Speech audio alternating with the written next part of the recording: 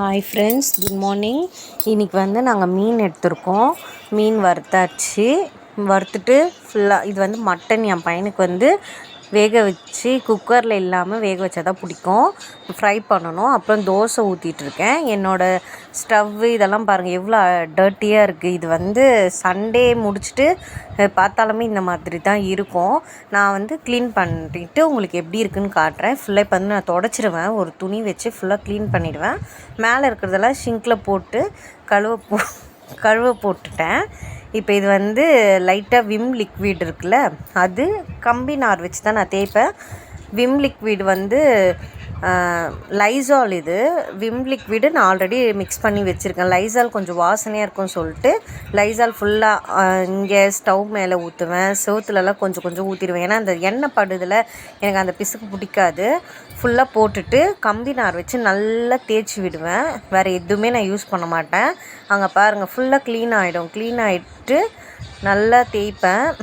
அதுக்கு ஒரு ப்ரஷ் வச்சுட்டு இருந்தேன். பட் ஆனால் அது இப்போ எனக்கு மிஸ் ஆகிடுச்சு. அதனால் கம்பி நாரே இப்போ நான் யூஸ் பண்ணிக்கிறேன். நல்லா தான் வந்துட்டுருக்கு. ஃபுல்லாக க்ளீன் பண்ணிடுச்சு. அங்கே நான் ரெடி பண்ணி வச்சுட்டேன். இன்னொரு இந்த ஸ்டவ்வுக்கு மேலே வைக்கிற ஸ்டாண்டு அதெல்லாம் நான் அங்கே வாஷ் பண்ணி ரெடியாக தான் வச்சுருக்கேன். இப்போ இந்த செவுத்தில் ஃபுல்லாமே டீப் க்ளீன் பண்ணிவிடுவேன் நான்.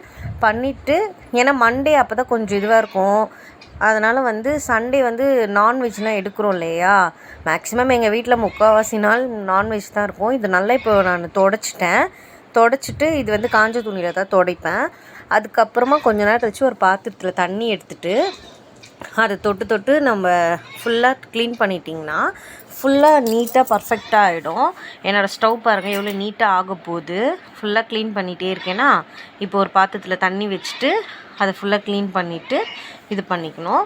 அதுக்கப்புறம் இந்த ஒயிட் ஷீட் மாதிரி, இது என்ன ஷீட்னா இந்த கல்யாணத்துலலாம் பேப்பர் போடுவாங்க இல்லையா சாப்பிட்றதுக்கு முன்னாடி, அந்த இது தான். அது நாங்கள் வாங்கி வச்சுருக்கோம்.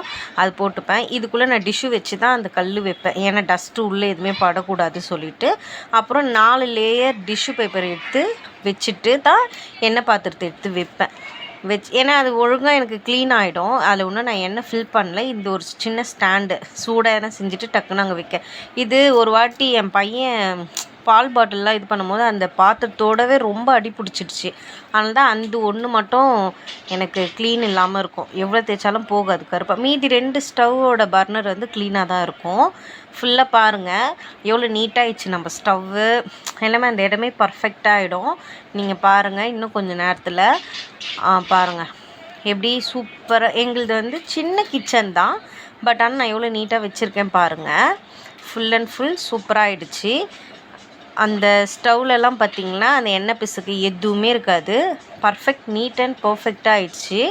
அதே மாதிரி இந்த ஒயர் வருது பார்த்திங்களா, கேஸோட அந்த கனெக்ஷன் இது அங்கேயும் நான் டிஷ்யூ பேப்பர் கொடுத்து தான் வச்சுருப்பேன். ஏன்னா அந்த ஓரம் நான் எடுத்து இது பண்ணும்போது கொஞ்சம் எனக்கு டர்ட்டியாக ஃபீலாக இருக்குது. அதனால் எல்லாம் முடிச்சுட்டு சாப்பாடு பண்ணிவிட்டு மீன் குழம்பு தான் ரெடி பண்ணேன். ஆல்ரெடி இது வாஷ் பண்ணி தான் வச்சுருக்கேன்.